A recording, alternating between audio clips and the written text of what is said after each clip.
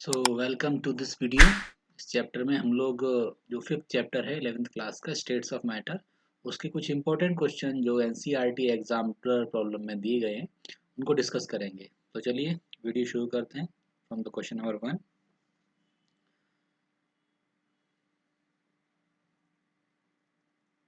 So question number 1 is before you.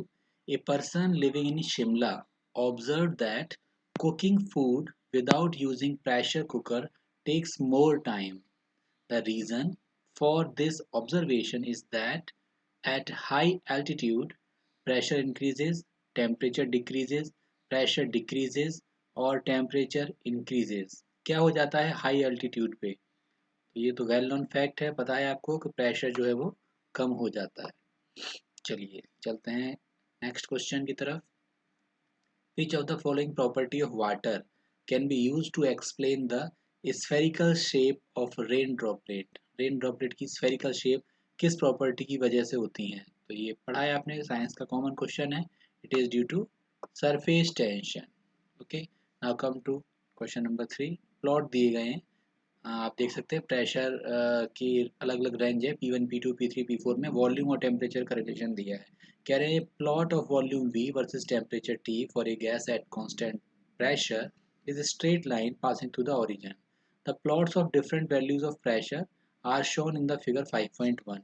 Which of the following order of pressure is correct for this gas? कौन सा order correct है? P1 P3 P4 में आपको कौन सी चीज़ सही लग रही है ये आपको बताना है। देखिए सारी चीज़ें वैल्यू बराबर तो नहीं है, आप समझ सकते हैं डिफरेंट प्लॉट्स आ रहे हैं, इसलिए बताइए क्या कौन सा आपको लग रहा है सही इसमें। प्रेशर वॉल्यूम का रिवर्स रिलेशन, इनवर्स रिलेशन है। प्रेशर इंक्रीज होता है तो वॉल्यूम डिक्रीज होता है, जो सबसे नीचे दिया है वो सबसे ज़्यादा होगा। So third will be your right answer. Now come to the next question, question number 4। The interaction energy of London forces is inversely proportional to 6 power of distance between two interacting particles, but their magnitude depends upon। Magnitude किसके ऊपर depend करेगा आपको समझाना है। बताइए क्या लग रहा है आपको इस क्वेश्चन का answer. So third is the right answer. Polarisability of interacting particle, जो इंटरेक्ट कर रहे हैं पार्टिकल उनके ऊपर कितनी पोलैरिटी है, कितना चार्ज डेवलप हो गया, इसके ऊपर डिपेंड करेगा। Dipole dipole force act between the molecules possessing permanent dipole and of dipoles possess partial charges। The partial charge is, तो partial charge क्या होता है आपको बताना है। more than unit electronic charge, equal to unit electronic charge, less than unit electronic charge। तो मतलब जो चार्ज आ रहा है वो एक इलेक्ट्रॉन के चार्ज से कितना कम है कितना ज़्यादा, ये बताना है। तो पार्शियल का मतलब ही होता है बहुत कम, तो ये थर्ड वाला ऑप्शन आपका इसमें हो जाएगा कि less than the unit electronic charge. Now come to the next question, question number 6। The pressure of a 1:4 mixture of dihydrogen and dioxygen enclosed in a vessel is 1 atmosphere. What would be the partial pressure of dihydrogen? तो mixture है, उसमें the pressure of 1:4 mixture of dihydrogen and dioxygen in a closed vessel is 1 atmosphere. 1:4 में gas भरी गई है, total pressure उनका 1 atmosphere हो रहा है। तो what would be the partial pressure of dioxygen? Dioxygen का पार्शियल प्रेशर क्या होगा? न्यूमेरिकल है, सॉल्व करना होगा आपको, सॉल्व करके देखेंगे। पार्शियल प्रेशर निकालने के फॉर्मूले से, Dalton's law of partial pressure, Pt equal to, Dalton's law निकाल लीजिए, अगर आपको नहीं ध्यान आ रहा हो तो डाल्टन्स लॉ निकाल के उसके फॉर्मूले से इसको सॉल्व करेंगे आप। Come to the next question. As the temperature increases average kinetic energy of molecules increases. What would be the effect of increase in temperature on pressure provided volume is constant? Volume constant है तो temperature बढ़ाने का क्या फर्क पड़ेगा इनके ऊपर? तो टेम्परेचर और प्रेशर से, तो आपने साइकिल के पंप में हवा भरी होगी, जोर से आप प्रेशर लगाते हैं तो पंप का टेम्परेचर कैसा हो जाता है? ऑब्वियसली इट इज इंक्रीजेस, गर्म हो जाता है pump.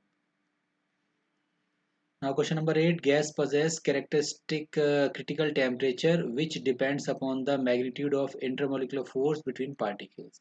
Following are the critical temperature of some gases. कुछ गैस दिए हैं, किनके critical temperature दिए हैं. फिर कह रहे हैं from the data what would be the order of liquefaction of these gas.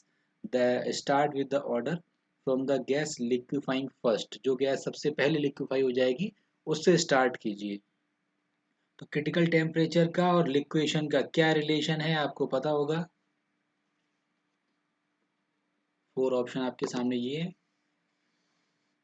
तो जिसका क्रिटिकल टेम्परेचर जितना ज़्यादा वो लिक्विफाई उतनी ही देर में. क्या होता है बताइए. Start with order from gas liquefying first. तो इन सब गैस में आपको पता है ऑक्सीजन ही लिक्विफाई करती है, जिसका जितना ज़्यादा क्रिटिकल टेम्परेचर है उतनी जल्दी लिक्विफाई कर जाएगी. और सबसे देर में करेगी हीलियम, क्योंकि इसका सबसे कम है 5.3 है. ठीक है. तो ये हो गए आपके कितने क्वेश्चन कवर हुए. 8 क्वेश्चन. आगे चलते हैं. Question number 9, what is the SI unit of viscosity coefficient. तो कोफिशिएंट ऑफ विस्कोसिटी की यूनिट क्या होती है. ये सेकंड वाला ऑप्शन है न्यूटन पर. चलिए आगे चलते हैं.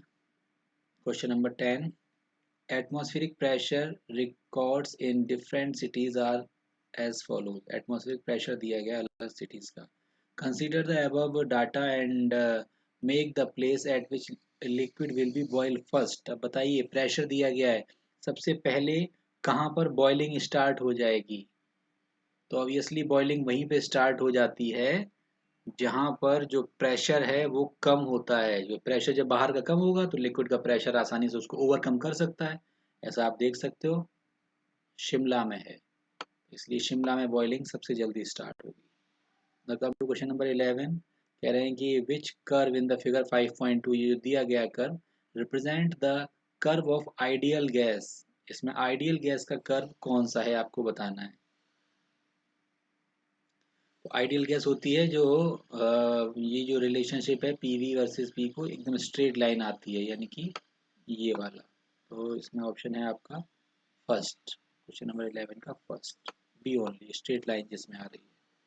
Now come to the next question, question number 12, increase in kinetic energy can overcome intermolecular force of attraction. Kinetic energy बढ़ेगी तो इंटरमोलिकुलर फोर्स ऑफ अट्रैक्शन को ओवरकम कर देगी. How will the viscosity of liquid be affected by increase in temperature.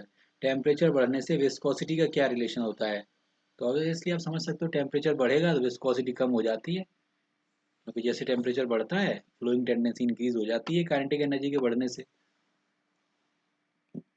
तो third option हो जाएगा. Now question number 13, how does the surface tension of liquid very with increase in temperature. Temperature बढ़ने से surface tension कैसे very करता है, क्या असर होता है. तो जैसे जैसे टेम्परेचर बढ़ेगा सरफेस टेंशन डिक्रीज करेगा. जैसे काइनेटिक एनर्जी बढ़ेगी जो फोर्स लग रहा है अपवर्ड फोर्स उसकी वैल्यू कम हो जाएगी. चलिए इसके बाद हम लोग चलते हैं आगे के क्वेश्चंस पर. जो ऑब्जेक्टिव क्वेश्चन आपके इतने ही रहेंगे. चलिए तो क्वेश्चन नंबर 44 आपकी स्क्रीन पे आ गया है. क्वेश्चन नंबर 44 असर्शन रीजन वाला क्वेश्चन देखते जाइए. Three states of matter are the result of balance between intermolecular force and thermal energy of the molecule. Reason दे रहे हैं कि intermolecular force tends to keep the molecules together, but thermal energy of molecule tend to keep them apart. क्या लग रहा है आपको. बिल्कुल सही सोच रहे हैं, करेक्ट एक्सप्लेनेशन है. Come to question number 45, at constant temperature PV versus P plot for real gas is not straight line. सही बात है. फिर कह रहे हैं at high pressure all gases have Z greater than 1 but intermediate pressure most gases have Z less than 1. तो बात ठीक है, लेकिन कोई इंटर कनेक्टेड नहीं है, इंटर रिलेटेड नहीं है. हम लोग सेकंड ऑप्शन को चूज कर सकते हैं. Now come to the next question. The temperature at which vapour pressure of liquid is equal to the external pressure is called boiling point. ठीक है, बॉइलिंग टेम्परेचर बोलते हैं इसको. आप कह रहे हैं कि reason at high altitude atmospheric pressure is high. तो एटमॉस्फेरिक प्रेशर हाई नहीं होता, लो हो जाता है. तो ये थर्ड वाली आपके पास सही हो जाएगी. ए ट्रू है और फॉल्स है. आगे देखिए, gases do not liquefy above their critical temperature. even on applying high pressure. Reason दे रहे हैं कि ever critical temperature the molecular speed is high and intermolecular attraction cannot hold the molecules together because they escape because of high speed. तो देखिए आप समझ सकते हैं, ठीक बात दी है, करेक्ट एक्सप्लेनेशन है इसका, फर्स्ट सही हो जाएगा. Question number 48. At critical temperature, liquid passes into gaseous state imperceptibly and continuously. अब रीजन दे रहे हैं इसका, the density of liquid and gases phase is equal to critical temperature. तो ठीक है, हम इसको करेक्ट एक्सप्लेनेशन मान सकते हैं, इसका सही बात है. Question number 49. Liquid tends to have maximum number of molecules at their surface and reason दे रहे हैं कि small liquid drops have spherical shape. तो ये नीचे वाली बात तो सही है, लेकिन ये जो पहली वाली बात कह रहे हैं ये बात ठीक नहीं है. So A is false and R is true. So this is all about the questions of this chapter. We will meet in next video. Till then, thank you.